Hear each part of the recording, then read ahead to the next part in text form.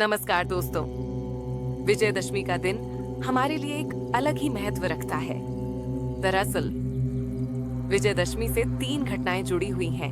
हम आज के कथा में उन तीनों घटनाओं का संक्षेप में चर्चा करेंगे। पहली घटना माँ दुर्गा और महिषासुर की कथा से जुड़ी है। सृष्टि के प्रारंभिक काल में महिषासुर नामक राक्षस ने कठोर तपस्या कर ब्रह्मा जी को प्रसन्न किया। उसने वरदान मांगा कि न तो कोई देवता और न ही कोई दानव उसे मार सके। ब्रह्मा जी ने उसकी इच्छा पूरी कर दी।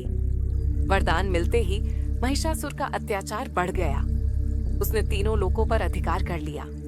स्वर्ग से देवताओं को निकाल दिया। आर्षि मुनियों की तपस्या भंग कर दी।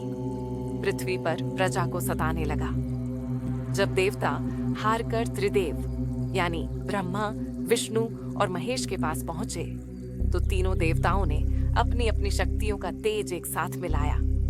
समय के उसी चक्र में महर्षि कात्यायन ने भी आदि शक्ति की आराधना की और मां से धर्म के रक्षा हेतु अपनी पुत्री के रूप में जन्म लेने का निवेदन किया।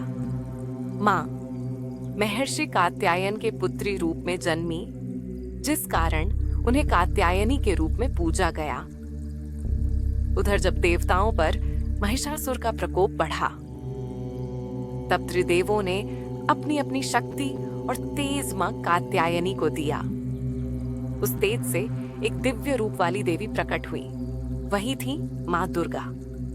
सभी देवताओं ने उन्हें अपने अपने अस्त्र शस्त्र दिए।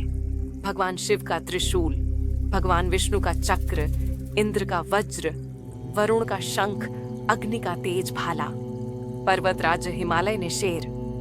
मां दुर्गा ने अपने शेर पर सवार होकर महिषासुर से युद्ध किया।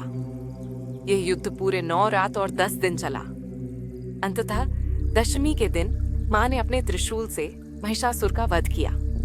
इसी कारण इस दिन को महिषासुर मर्दिनी की विजय और शक्ति की उपासना का पर्व माना जाता है।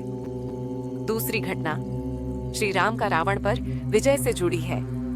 त्रेता युग में जब रावण ने माता सीता का हरण किया तब श्री राम ने वानर राज सुग्रीव, हनुमान जी, जामवंत और पूरी वानर सेना के साथ लंका पर चढ़ाई की।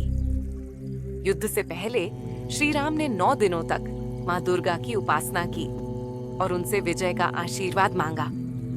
दशमी के दिन श्री राम और रावण के बीच भयंकर युद्ध हुआ। रावण के 10 सिर बार बार कटने पर भी वापस जुड़ जाते थे। लेकिन जब श्री राम ने मां दुर्गा की स्मृति के साथ ब्रह्मास्त्र चलाया तो वह रावण के हृदय में जाकर लगा और उसका अंत हो गया। यह केवल रावण का वध ही नहीं था, बल्कि सत्य और धर्म की विजय थी। इसी कारण इस दिन रावण दहन कर बुराई के अंत और अच्छाई की जीत का संदेश दिया जाता है। तीसरी घटना अज्ञातवास के दौरान पांडवों और शमी के वृक्ष तथा पांडवों के शस्त्र पूजन से जुड़ी है।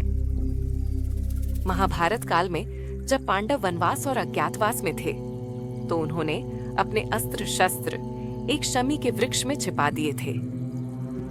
1 वर्ष का अज्ञातवास पूरा होने के बाद दशहरे के दिन उन्होंने उस शमी वृक्ष से अपने शस्त्र निकाले। पांडवों ने सबसे पहले उन शस्त्रों की पूजा की और विजय का संकल्प लिया। उन्हें लगा कि जैसे उनके भीतर पुराना साहस और शक्ति फिर से लौट आई हो। दशहरे के दिन शस्त्र पूजन की परंपरा यहीं से शुरू हुई। बाद में इसी आत्मविश्वास के बल पर उन्होंने महाभारत युद्ध में विजय प्राप्त की। अब इस दिन के महत्व पर चर्चा करते हैं। मां दुर्गा की विजय हमें शक्ति और साहस का संदेश देती है। श्री राम की विजय हमें धर्म और मर्यादा का पालन सिखाती है। पांडवों का शस्त्र पूजन हमें आत्मबल और संकल्प की प्रेरणा देता है। इसीलिए विजयादशमी को हर दृष्टि से सत्य और धर्म की जीत का दिन माना जाता है। अगर आपको हमारी यह कथा अच्छी लगी हो तो वीडियो को लाइक और शेयर करना बिल्कुल न भूलें। और हाँ, हमारे चैनल को सब्सक्राइब जरूर करें ताकि आने वाली धार्मिक और प्रेरणादायक कथाएं सबसे पहले आप तक पहुंचें। जय माता दी, जय श्री राम।